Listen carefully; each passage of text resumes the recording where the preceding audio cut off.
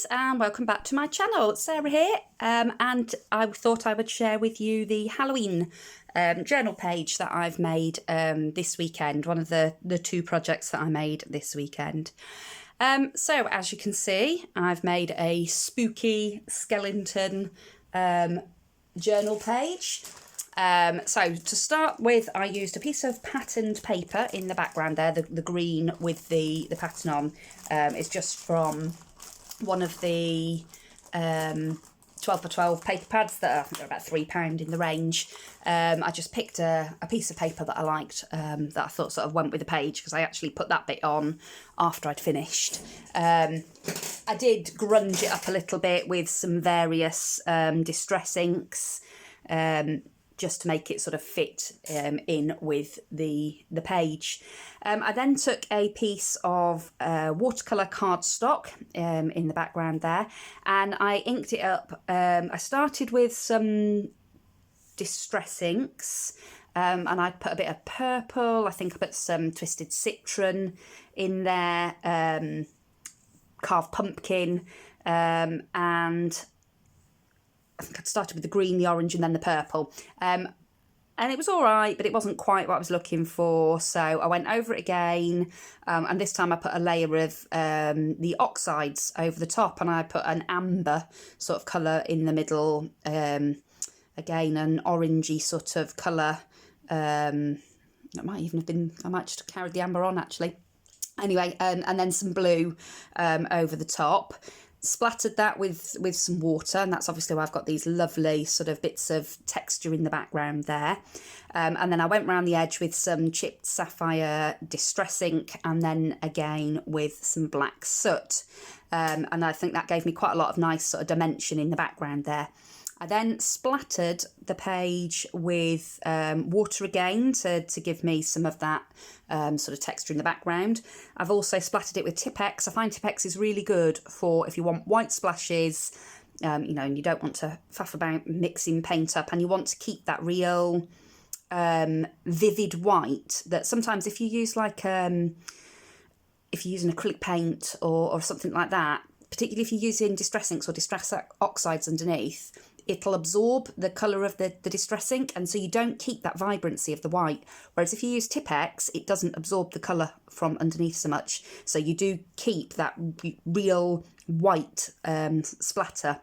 And then I have gone over with a Stardust glitter pen and just dotted a few on as well, just to make it look like a night sky, a spooky night sky in the background. I've also made these tombstones, these gravestones. I just made them using die cuts for the background, and they were just shape dies. So that one actually is a die that's that shape, but it's got a frame that goes around the edge. So I did two of the inside and just one of the frame, and then I've just put them together with a bit of paper tape at the back. So you've got that sort of step, like as if though the side of the gravestone's been chiselled out. And then on this one, it's actually the shape at the top there was repeated on the bottom, but I've just cut it flat on the bottom there. And I've die cut this little angel and stuck those two together. I've then covered them with a layer of homemade texture paste and just engraved into it, just with a ball stylus, the word. So obviously I've put RIP on the top, can't talk today, on the top of each, put some cracks and things in, and then I thought these names were quite funny. You've got Perinoid and No Regrets, which just made me laugh, because that's the sort of sense of humour I've got. And then I just put some fictitious dates of birth and death on the tombstones. The little sort of the cherub there, and this cross here, and there's like a little scroll thing down the bottom there, and a little like half bead thing there. They were ones that I've made from silicone moulds and paper clay. So I just sort of trimmed off the back of them to make them nice, you know, not too 3D, make them a little bit flat, and stuck them, once the texture paste had dry, stuck those down. I've then coated everything with a coat of, started off with a sort of pale grey, and then dried that off, gone over it with a darker grey, but just dry brushing it that time, and let that sort of dry off. I've then made a really watery black sort of wash, which I've painted all over, and then dabbed a lot of it back up with kitchen roll. And what that's done is it's then run into all the crevices where the words, where the lettering is, and the cracks, sat in there and then dried, and given you that real sort of relief look. I've then gone over the top of it again with a pale grey and a white, just dry brushing over the top. And then finally I've taken a couple of different colours of sort of like a mossy green and a little bit of brown, and just stippled that on with a really, really dry brush, so that you get in almost a sort of mossy look on elements of the gravestone, as you would on a real gravestone. I've got a little spider here that just came from a pack of Halloween spiders from Tesco, and all I did was I covered it in PVA glue and then dipped it in black nail flocking, and then just put some little spots and put some sort of like brownie coloured flocking spots on the top, just to make it look a little bit more sort of realistic. I've done a grassy border in the front, and I've done that. I cut it in black and then dry brushed it with some pale grey and some dark grey, so that it almost looks sort of silhouette-y rather than, you know, green grass. Die cut some little bats in the top there, just in black, and I've put a little bit of Nuvo drops in their eyes, and then a little dot of green glitter pen.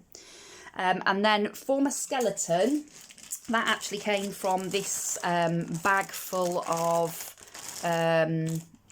Halloween's like decoration-y things for kids from BM Bargains. So this was what Mr. Skellingbones started out looking like.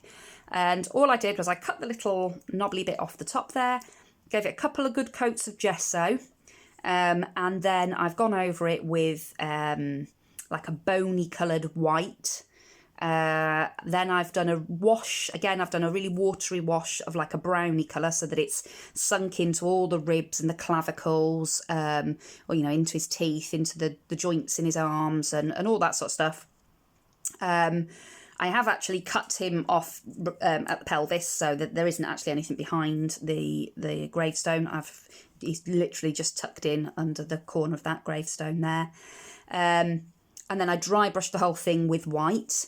I painted the eye sockets with a dark brown. I was going to go black, but then I thought that would probably look too stark, really, considering how sort of grungy the skeleton looks. And then I've just used a Signiball red glitter pen, just to put a couple of dots of red glitter right down in his eyeballs there, to make him look quite sort of spooky.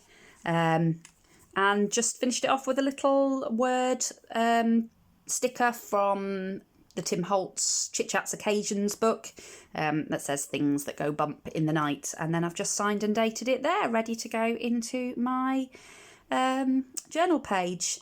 I did do a little bit of shading just with some watered down brown acrylic, just to try and sort of make things sit more on the page, look like they actually do belong to the page. And that's about it. So that's my Halloween journal page for this weekend. I hope you like it. If you want me to do any sort of tutorials or show you how to do anything that I've shown on this video, please let me know in the comment section down below, and I will try and get on to that before Halloween.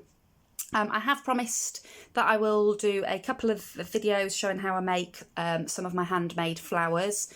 It was my intention to do it this weekend, but I haven't been feeling all that great. So I've mostly been curled up on the sofa with my crochet this weekend, and just did a couple of little arty projects. But I'm in work for a couple of days this week, and then I'm off for a couple of weeks. I'm on annual leave for a couple of weeks. So hopefully that will give me time to catch up on some of the projects that I have been meaning to do. So Thanks ever so much for watching. If you enjoyed the video, I'd really appreciate it if you'd hit the like button. And also, if you fancy seeing more of my projects, then don't forget to subscribe to my channel. I hope to see you all again soon. And thanks ever so much for watching. Bye!